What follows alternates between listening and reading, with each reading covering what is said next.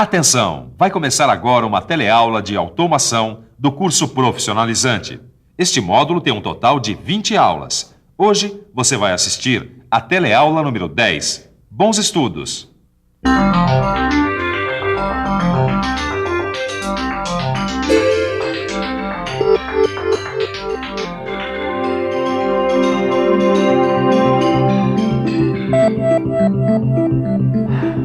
Você é um super companheiro, eu acredito em você, mas assim não é possível. Você está perdendo a memória. Eu tenho certeza que eu te passei todas aquelas informações. Agora, onde é que você botou? Você não está lembrando de nada mesmo? Ô mano, tá louco? Tá falando sozinho? Não, Torquato, ainda bem que você chegou. Eu estava perguntando para o nosso amigo aqui onde é que ele escondeu aquelas informações sobre microcomputadores. Não, eu lembro. A gente guardou num arquivo chamado micro que deve estar aqui no Word. E é justamente isso que a gente vai ver na teleaula de hoje. A gente vai entender e conhecer melhor como os microcomputadores funcionam. A gente vai ficar sabendo que os microcomputadores têm uma parte física e uma parte lógica. Vamos ver que a memória dos computadores classifica-se em dois tipos e é muito importante para o funcionamento deles. E a gente vai ver também que o micro tem alguns componentes básicos e outros periféricos. Na teleaula de hoje, você vai conhecer algumas coisas técnicas dos microcomputadores. A primeira coisa que a gente precisa saber é que hardware é toda a parte física do computador. São os circuitos integrados de dentro, o monitor, o teclado, o mouse. O hardware é como se fosse o corpo e seus órgãos. Já o software é a parte lógica, que faz o computador funcionar. É o programa que está gravado na memória dele. O que o Mano está querendo dizer é que software é como se fossem os pensamentos, as decisões do microcomputador. Foi exatamente o que eu quis dizer. Microcomputadores de todos os tipos para várias finalidades. Nós vivemos numa época onde a interatividade entre pessoas e máquinas é muito grande.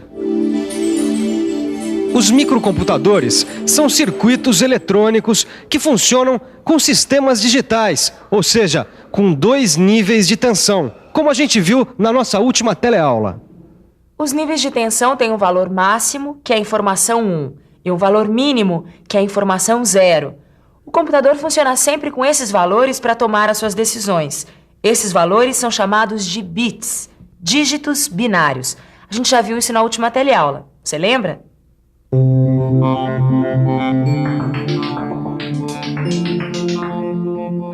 Os níveis 0 e 1 são os dígitos do sistema de numeração binário. O sistema binário tem apenas o 0 e o 1. Com a combinação desses 2 dígitos, a eletrônica digital pode representar qualquer quantidade. Os dígitos binários são chamados de bits. Quer dizer, cada bit representa um nível de tensão elétrica. Então, o nível 0 representa uma tensão de 0 volts e o nível 1 a mais alta tensão do circuito. É por isso que os circuitos eletrônicos trabalham só com vai ou não vai, certo ou errado, sim ou não, 0 ou 1. O dígito binário 0 ou 1 determina toda a escolha que o micro pode fazer. Então o sim é 1 e o não é 0. O certo é 1 e o errado é 0. Esses bits são como as letras que formam a língua que a gente fala. Então, são os bits que formam as informações básicas para os microcomputadores. Os conjuntos de bits são chamados de bytes, de word e de double word. Vamos ver isso melhor. Byte é um conjunto de 8 bits. Um byte é igual a uma informação para o computador. Word é um conjunto de 16 bits. Uma word é igual a uma informação de 2 bytes. Double word é um conjunto de 32 bits. Uma double word é igual a uma informação de 4 bytes. O computador pode pensar e executar funções lógicas. Ele tem uma memória que guarda todas as informações e os programas que precisar. Os computadores têm componentes básicos e componentes acessórios. Os componentes acessórios são a parte externa do computador. O teclado, o mouse e o monitor. Os componentes básicos ficam aqui dentro, nas placas de circuito do computador, ou seja, na UCP, onde fica o cérebro, o auxiliar do cérebro e as unidades primárias de memória. Vamos entender isso um pouco melhor. O processador, ou a unidade central de processamento, é um circuito integrado. É o que faz o computador funcionar. É esta UCP, também conhecida como CPU, que opera e executa as funções lógicas do computador. Este cérebro do computador precisa de uma fonte de alimentação, da memória e às vezes de um circuito de apoio. É a CPU também que determina, junto com a memória, a velocidade do processamento.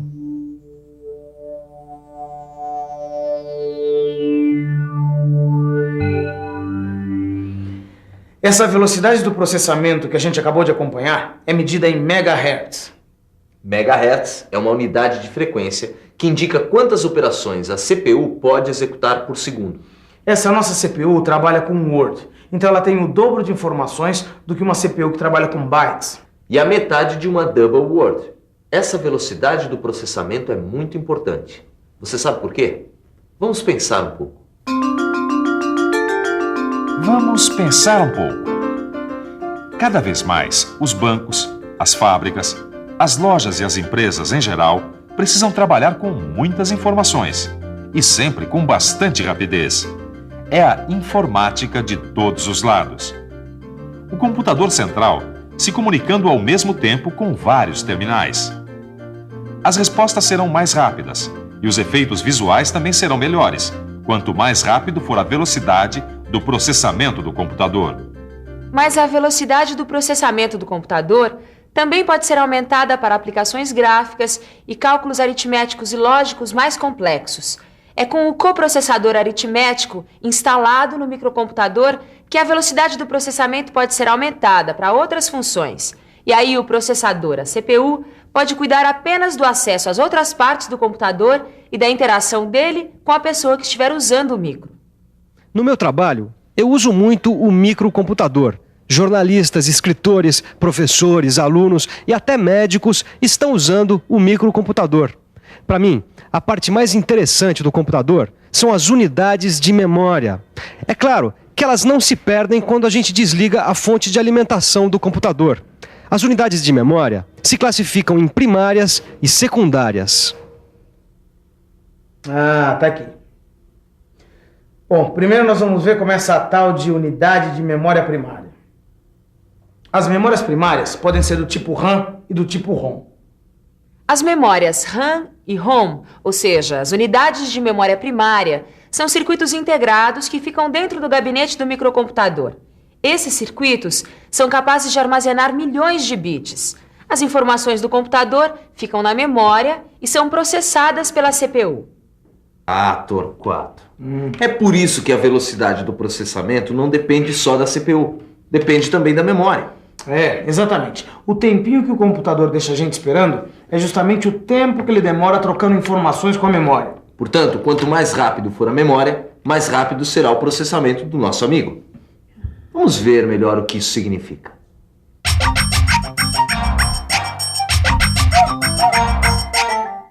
Quando a gente usa um microcomputador, os aplicativos, ou seja, o trabalho que a gente quer que ele faça, é encaminhado para o sistema operacional. E o sistema operacional faz com que a unidade central de processamento, a CPU, comece a trabalhar. Aí, esse processador vai buscar as informações nas unidades de memória. Ah, agora sim. Estava faltando a unidade de memória secundária. Vamos ver como essa supermemória funciona? As unidades de memória secundária conseguem guardar uma enorme quantidade de informações. Essas unidades são magnéticas e por isso elas são mais lentas que as primárias. Quando um usuário do microcomputador quer um programa de memória secundária, para que essa operação não seja muito demorada, o programa deve ser copiado pela CPU na memória RAM. Aí a gente pode usar, mudar alguma coisa se precisar e depois guardar de novo nas unidades de memória secundária. As unidades de memória secundária são os discos flexíveis, mais conhecidos como disquetes, os discos rígidos que estão dentro do micro, que são chamados de Winchesters. Temos também os CD-ROMs e as fitas DAT. Tudo que aparece na tela do micro, tudo que sai impresso no papel, são sinais que foram emitidos pela CPU através de dispositivos de entrada e saída. Preste atenção. São os dispositivos de entrada e saída que convertem os sinais digitais processados pela UCP em sinais na tela do monitor ou no que for impresso. Esses dispositivos são chamados de interfaces. Todo microcomputador recebe as ordens do usuário. Depois, o micro apresenta o resultado das suas operações, as informações, enfim, o trabalho pedido. As interfaces trocam esses pedidos e essas informações entre o meio interno e o meio externo do microcomputador. Obrigado.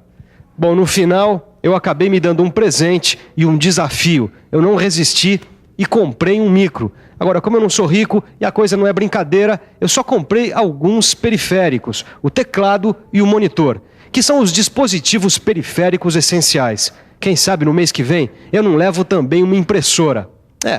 Eu acho que esse foi um bom investimento. Agora você aí, invista no que aprendeu hoje e acompanhe a nossa revisão. E atenção, se liga aí que é hora da revisão. Na teleaula de hoje, você aprendeu que a CPU é um circuito integrado que controla o funcionamento do computador. Você viu que é o processador e a memória que determinam a velocidade do processamento.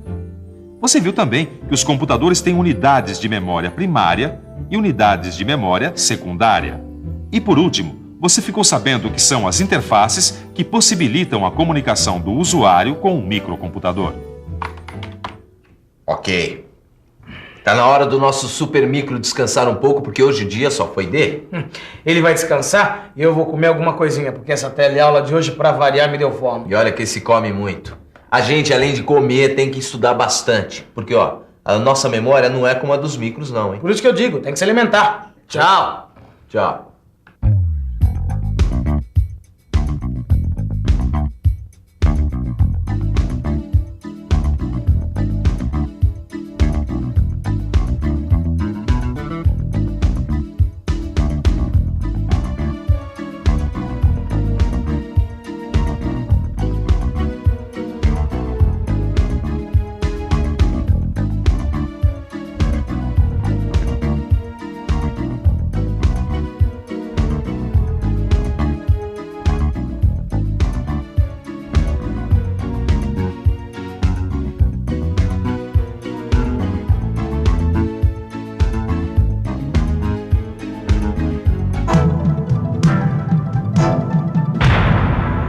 Telecurso 2000, um programa de educação do Sistema Fiesp e da Fundação Roberto Marinho.